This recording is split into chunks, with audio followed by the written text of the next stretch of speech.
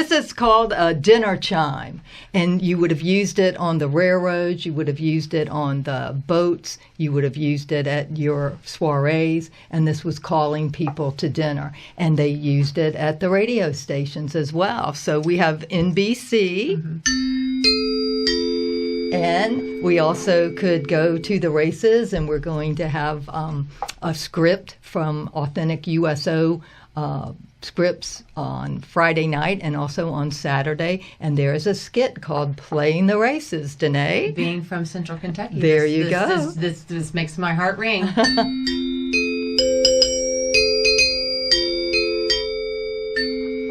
we go. The sound, it's so crisp and clean. It's just beautiful. And never polish your chimes. Don't polish your old instruments. There's something about dirt that it makes a really great sound. So Mayo, talk to me about what you're wearing. What I'm wearing here this is a handmade dress. In modern times, it would have been called a propaganda dress, a patriotic dress from World War II. We wouldn't have had zippers. We would have used buttons. I also have Victory earrings, and you'll see the V's on my hat, V for Victory. And this pocketbook, Victory, in 1945. This is from the Philippines. A soldier would have brought this back to his wife as a souvenir of his travels. And, of course, you had your Victory handkerchief. And this would have been for VJ Day, along with the pin that I'm wearing. And this would have been one of the party hats that you would have worn for the celebration. Here, I'll put it on if you don't mind. Just gonna show you. Danae's going to model it. Yeah, right. And behind us, we have an original USO sign. Now, this isn't from the Dorothy Hart building, but in photos and on the postcards, you would have seen the wooden sign exactly like this. So this is from a USO building. Again, very much the same configuration, the same floor plan that our building here in Fredericksburg would have had. It would have hung outside the building. And these are just some of what you'll see on Saturday for the open house. Right. I have about 100 artifacts that I'm bringing. It's not my entire collection. I tried to kind of figure out kind of a good selection of them. And I'm trying to also figure out how many you're not seeing. I think you're probably seeing maybe 80% of my collection. Some of the things are really pretty big, so I'm not bringing those. But it'll give you a good idea of some of the daily and daily artifacts, daily things that families would have had during the war.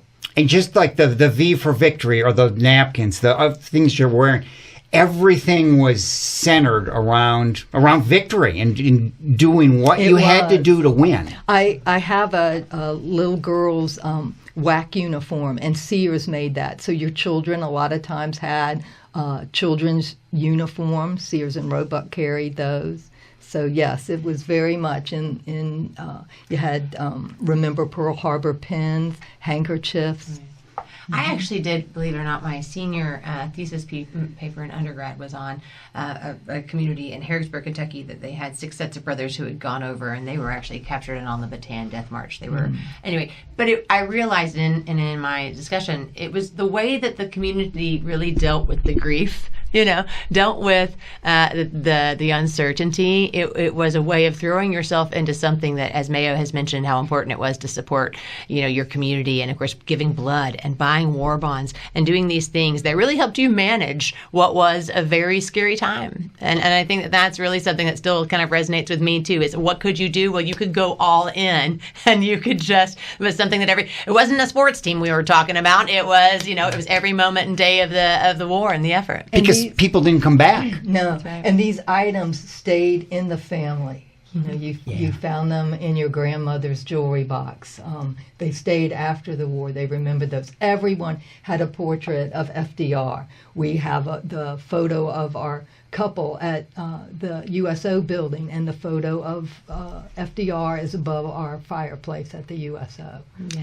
Yeah, really remarkable time. We're really excited to share. It was, and to be able to really see it firsthand, whether it's the dance Friday night or whether it's the open house on Saturday, and the chance to give blood, because that was so important to people back then. That blood was needed, and people gladly gave. Yeah, Blood for Defense. He gave his blood, will you give yours? That was a really great poster that actually the Red Cross and other organizations were putting out there. The open house reminder. is 10 to 1 on Saturday, and take advantage of this. Yeah. It's right here. You don't have to go to Washington to see these kinds of things. It is here, and thanks to HFFI for stepping out and doing this. And for Mayo. And to Mayo, our Lillian D. Reed Volunteer Award winner from last year, because she really has made everything about connecting the history, the places, and the people. So, boy, you do, but whether it's collecting or teaching as a teacher all these years, this is you have really done a lot to educate all of us. Thank you so much, and I so appreciate the opportunity, and I hope